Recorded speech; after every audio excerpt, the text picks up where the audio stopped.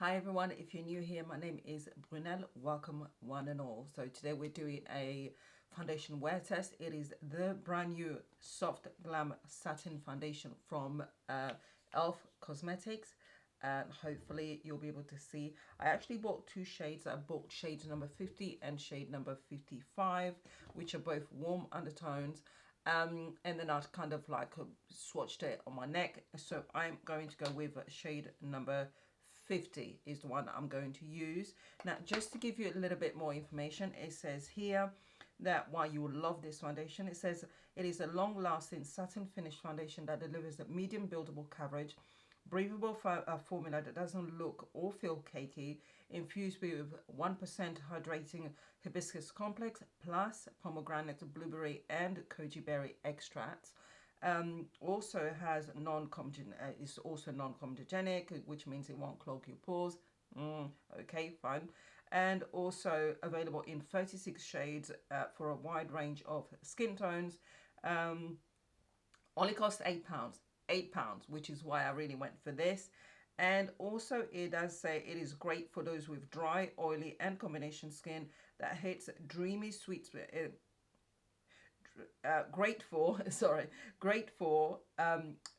dry, oily and combination skin that hit that dreamy sweet spot between full beat and barely there, with long wearing medium buildable coverage. So there you go. So also gives you a foundation shade a guarantee. As if you can't match it, you can return it, which is quite unusual. They just read through properly and make sure you understand their terms and conditions and so on.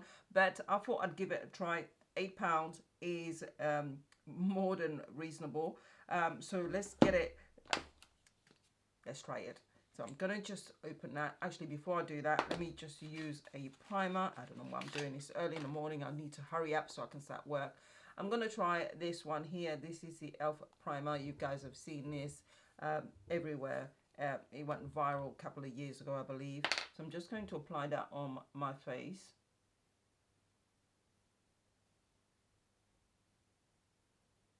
So the Power Grip primer is now tacky, which is what you're meant to do. Put it on, apply it with your feet, the tips of your fingers, pat it into the skin, leave it for 30 seconds, and then you can then apply your products. For those who don't know, my skin concerns are I have very oily, dehydrated, what else? Very sensitive skin that also has enlarged pores around my face, and the most sensitive areas on my face are the upper parts of my cheeks. They are so sensitive. Now I'm just gonna shake it. It doesn't say anything about shaking it, but I'm just gonna do that just in case. And then, as I said, shade number 50. So I'm just going to put that at the back of my hand because, oh, okay, it's not too bad. It's not too bad. It's not, woo, it may look a little bit bright for some, but I normally will try and match my neck. Ooh, okay, that should be enough. Yeah, so I normally try and match my neck rather than my face because my face is darker and my neck is a bit lighter, and then my chest area is much lighter. So I don't like putting foundations on my neck, so I will always try and match any product that goes on my neck, as you can see.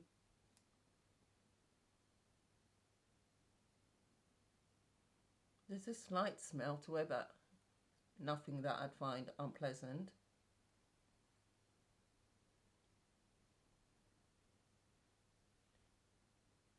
Definitely medium coverage. I didn't color correct or conceal anything under the skin. I normally have that hyperpigmentation here, and you can see it's actually covered it, which is good.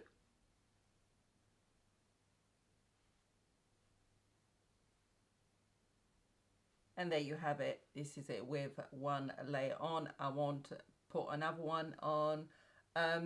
As I said, with this area here, I have some hyperpigmentation. They still sort of come through a little bit, so you can color correct if you want, or you can conceal if you want beforehand, and then it will all just blend in really nicely. But I'm quite happy with the coverage.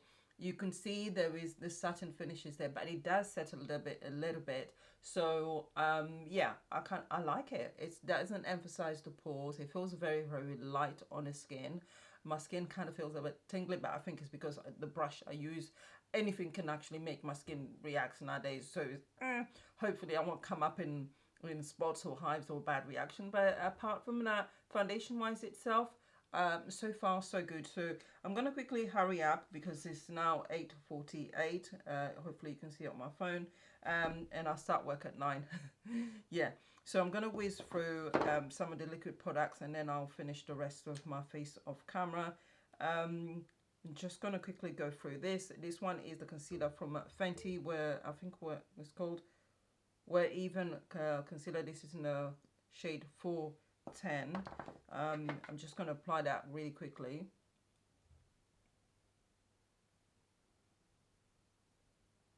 This is the cream bronzer from MUA Cosmetics, and it's in the shade Espresso, of course, whichever shade it is there. So I'm just going to apply that.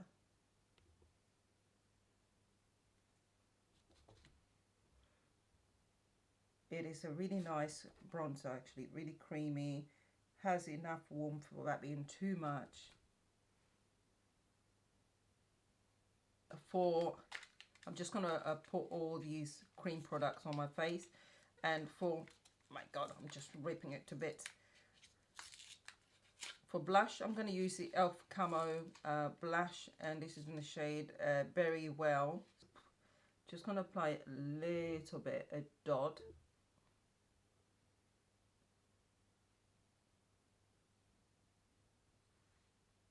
And I think that should be enough, but if not, then I can always add more. And just blend the whole lot in place. I'm going to start off with my concealer. I'm using a slightly smaller sponge so as not to put the concealer everywhere. Ooh, I am loving this foundation.